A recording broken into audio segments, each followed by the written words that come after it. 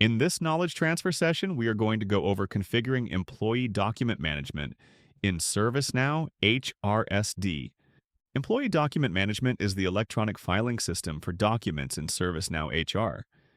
We will discuss installing the plugin, configuring the following: document types, security policies, retention periods, expiration notification policies, purging, and legal holds. We will start by installing the plugin. Let's go to the App Navigator by clicking on All, type Plugins in the search, then click the module link. In the search, we'll look for Employee Document Management. We'll click on the box for the plugin, click Install, then Install again. Once the plugin is installed, let's log out, then back in to see the updated left nav. We are going to start by configuring a document type. Let's click All, Type, Document Types, then click on the module link. Document types are the central element of Employee Document Management. We'll click New to create a new document type. From here, we'll give our document type a name. Then we will select a topic detail. The topic details are how the employee documents are categorized and how automation can be configured on the HR service regarding the uploaded documents. We can set the active flag. The legal hold checkbox places all documents of this document type on a legal hold. Employee access gives employees access to their files assigned to this document type. Expiration date allows us to set an expiration date on the document, and a notification can be configured to be sent out depending upon the configured expiration policies. Since we are done populating the form, let's go to the context menu and save the form. Now that the form is saved and my document type is created, I'm going to determine who has access to the files by configuring the security policies. Here in the Security Policies tab, let's click New. In the security policy form, we can add a description. Application type is the application associated with the policy. We can set the active flag. Applies when is the additional filter conditions I can add to the security policy. The Read and Write tabs are used to determine what groups or roles have access to the documents of the associated document type. By clicking Match All, then it will require the user to be part of the group and have the role determined before access is granted. However, if Match All is not checked, then a user can either be part of the group or have the role. Under the Authorize Purge tab, the Purge Authorization drop-down list gives the following options. Required means that authorization is required to purge documents. Notify only means that a notification is sent for purges that will soon occur. The group field is for the groups who will either be notified of the upcoming purge or authorize the purge. After completing the form, we can submit and return to the document type we created. A default security policy can be set ensuring every document type is secure. In the Retention Policies tab, we can click New to define a new retention policy for this document type. Before we define a retention policy, let's define the retention period. Let's click New. We can give our retention period a title. The date field is the date field from which the retention period will be defined. Application type is the application associated with the policy. The date offset type can be before or after the starting date field.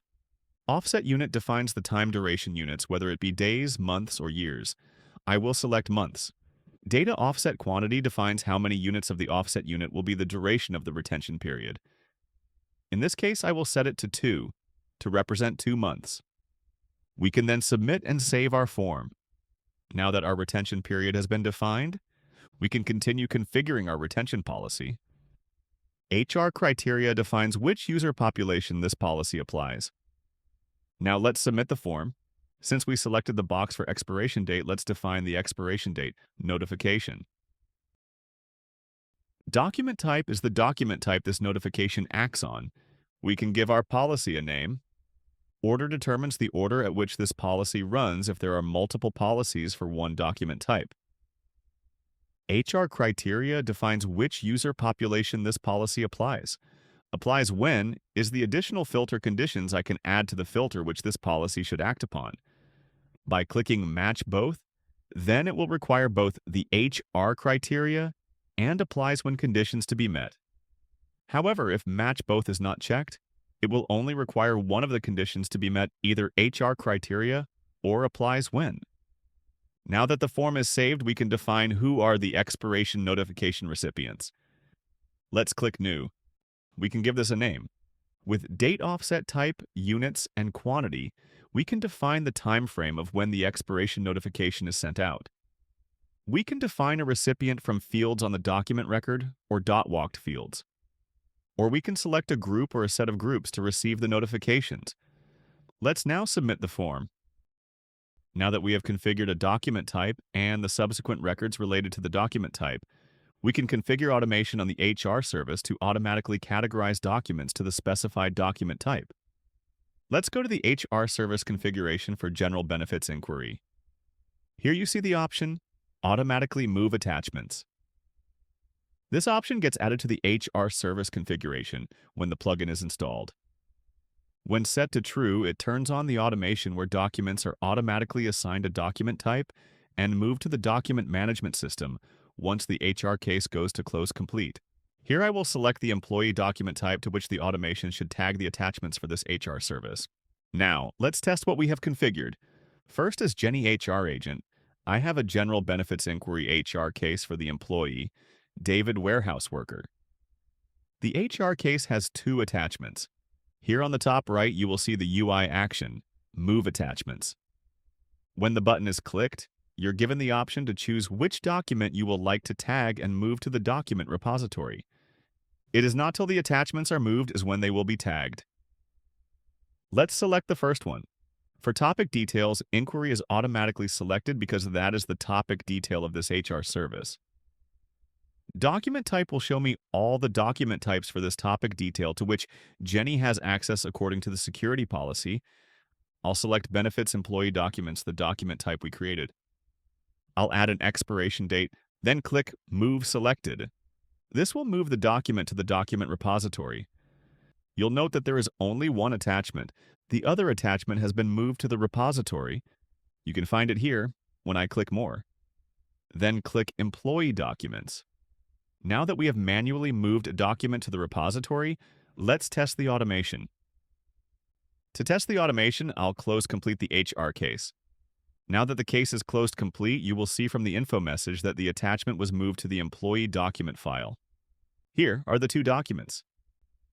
If I wanted to view the files without going into the HR case, I can go to the Application Navigator and type Search Documents. Then click on the module link. Here you will find the documents we moved into the repository.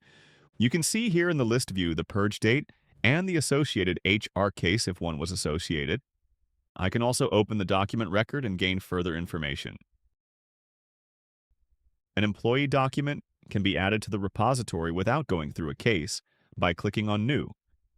Here I can load my file, add a description, set the employee and document type with which the file should be associated.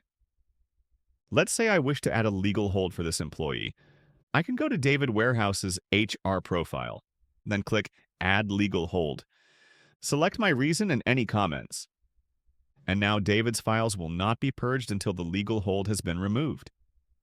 You can see here that David's files now have a purge hold. In this knowledge transfer session, we went over configuring employee document management. Don't forget to like and subscribe for more ServiceNow tips and how-tos.